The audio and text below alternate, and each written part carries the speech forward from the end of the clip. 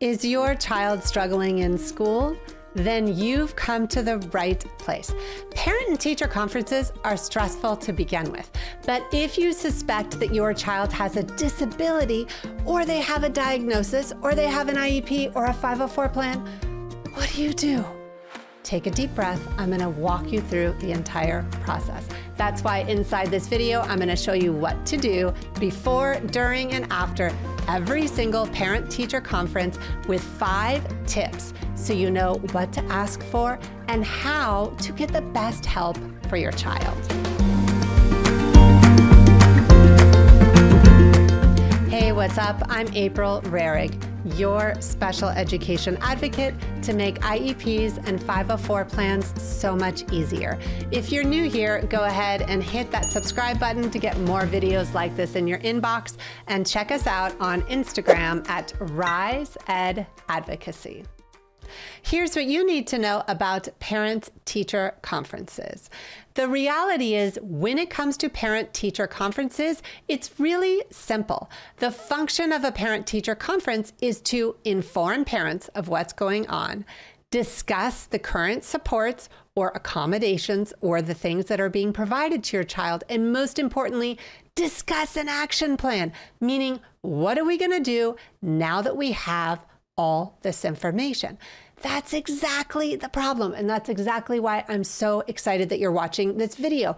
Because as a teacher, as a mom, as an advocate, I've been in so many parent-teacher conferences and they tend to go sideways. So that's why inside this video, I'm going to show you 5 tips so you know exactly what to do before, during, and after a parent-teacher conference. So when your child has a disability or you think they might have one, you've got the tools, you've got the documentation, and most importantly, you know exactly what to do, how to advocate. Make sure to keep watching this video until the very end, where I'm going to give you all of my tips and resources. Let's dig in. Tip 1, communicate in writing. From here on out, you're not going to be doing phone calls or texting or chatting in the hallway, because you want to help your child and you want to document what is not happening in the classroom so your child can get more support.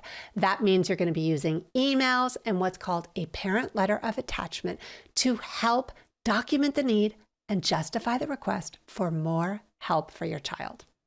Under something called the Child Find provision of IDA law, as parents, your district must locate, identify, and evaluate all children who may have a disability or may be in need of special education services. So even if your child has an IEP, even if they have a 504 plan, that child provision comes into play. So what do you need to do to prepare to help your child? Document the teacher's concerns and respond in writing to the teacher's request.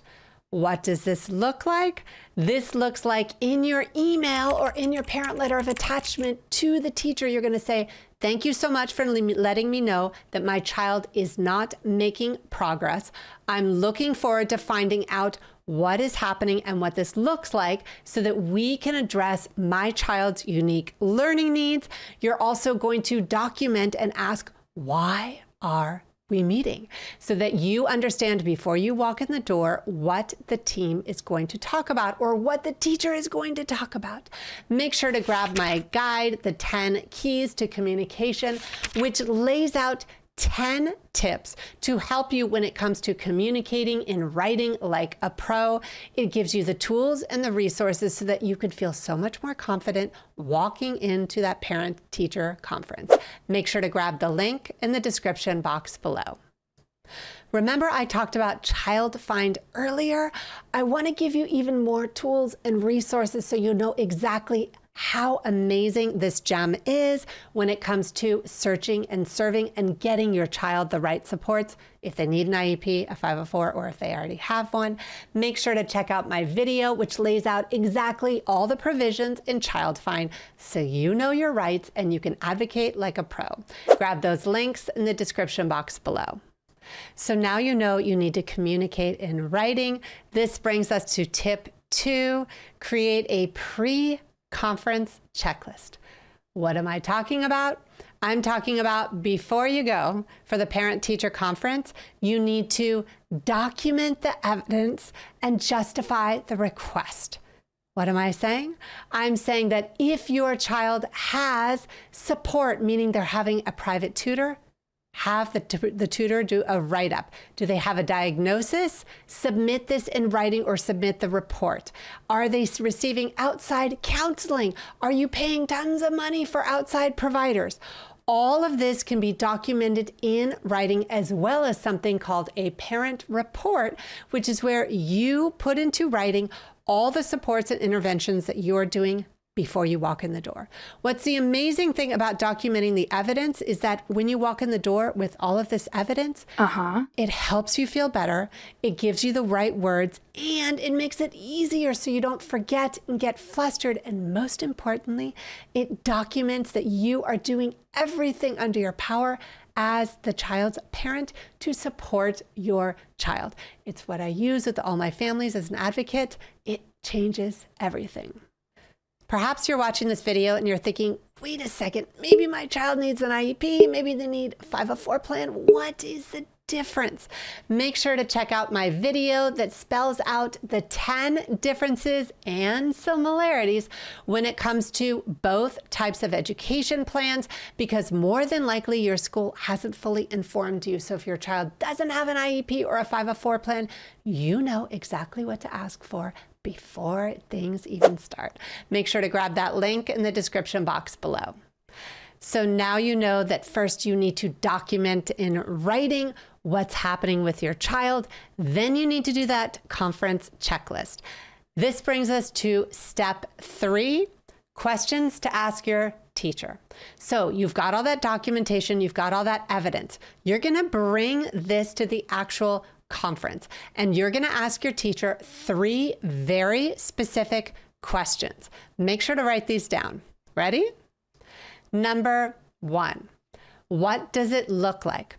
You're going to be specifying to your child's teacher, what does it look like when your child is not making progress? So you're going to say, what academic adjustments are you providing? Are you providing them with accommodations? Where are they struggling? Meaning, is it going to be speech and language, social emotional, behavior, academics? I want your teacher to make it crystal clear to you so you know exactly where they're struggling and in what areas, so you know exactly what it looks like. Here's one of the biggest problems for families is that when you're hearing your teacher talk about what it looks like, sometimes your teacher might be saying, oh, we're giving prompts. Oh, we're giving cues. That's why I want you to check out my free guide, The Prompt Hierarchy, which has a visual guide that you can take to your child's conference that spells out so you can show it to your child's teacher. Oh, are you giving them verbal prompts? Are you giving them non-direct? Are you giving them hand over hand? What types of prompts and supports are you providing with my child? Can you show me? It's one of the most powerful guides that I use with all my families. Make sure to grab it in the link in the description box below. This brings us to question 2. You're going to ask the child's teacher, what are you doing to support my child? What does this help you with? This helps you so that you understand clearly what your teacher is trying to do differently. So if your child doesn't have an IEP, are they actually giving accommodations? Is it working? Are they doing a behavior intervention plan? If they have an IEP, oh, okay, are you using the accommodations inside the IEP? Or if they have a 504, are you using those? How are they supporting my child? Are they appropriate? Do they need to be changed? One of the most powerful things that you can ask your child's teacher. This brings us to question 3, the most powerful question you're going to ask your child's teacher. What supports and services does my child need to close the gap? What are you asking? You are asking your child's teacher, what do we need to do differently? Meaning, what does the school need to adjust in terms of how they are working with your child? Does it need to be a curriculum adjustment? Does it need to be a placement change? Does it need to be maybe perhaps an IEP or a 504 plan? What does a teacher recommend? It's the best question that I always ask. And usually teachers are like, wait, what? You want to ask me what I recommend? It's extremely powerful. I've got something called a meeting toolkit that is so powerful, and I bring to so many parent-teacher conferences for my own kids and so many of my families. Here's the deal. Inside the toolkit, it's got clarity in terms of accommodations versus modifications. It has so many tools when it comes to how to communicate differently with your child's school. It goes through all the provisions of an IEP under IDA law and shows you a map of how to get an IEP for your child. It's one of the most powerful visual guides, and it's digital so that you can bring it to every single parent-teacher conference, and it's not you against the teacher. It shows them exactly what you're asking for and makes it easier. Make sure to grab that link in the description box below. This brings us to tip 4, your post-conference checklist. So you've had this great conference, you've brought all the documentation, you've brought all the evidence. Now it's time to follow up.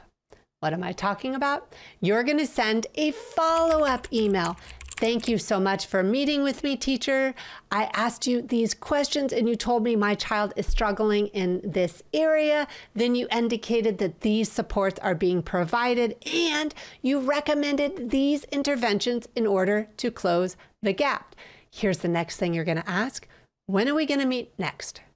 That means you want your school to respond to you. And so you can suggest, can we meet in 30 days? Can we meet at the 6-week mark? Can we meet at the next reporting period?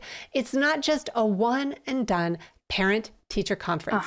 You're asking your teacher to implement new supports and services or make recommendations, and you want to follow up to see if they're going to close the gap and if they've proven effective. It's one of the most powerful questions that I ask for every single parent-teacher conference that I go to.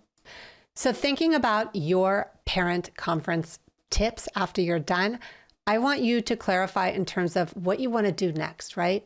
What is your action plan? So if your child doesn't have an IEP, but you think they might need one, and you're having 1, 2, 3, 4 parent-teacher conferences, and you're like, oh, I'm so frustrated.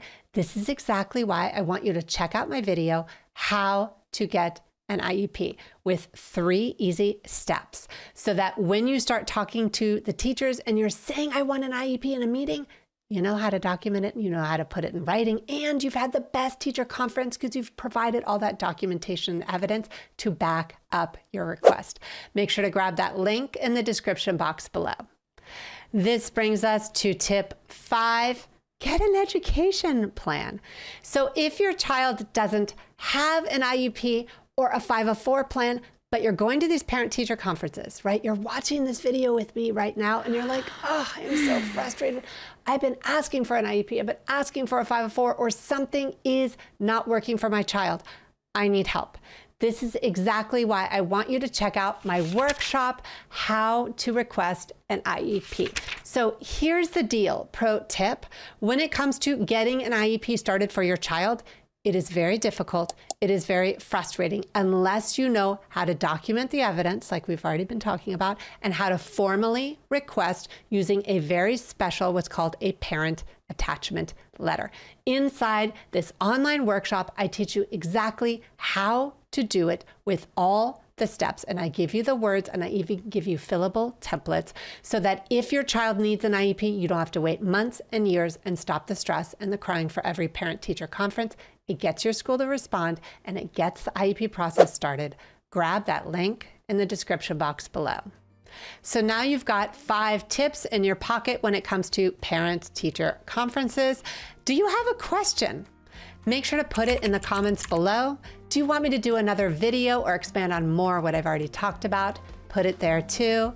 Like and subscribe to get more videos like this in your inbox so that you can advocate like a pro.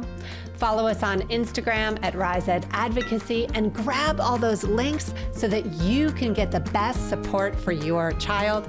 I'm April Rarig, your special education advocate. I can't wait to see you for our next video.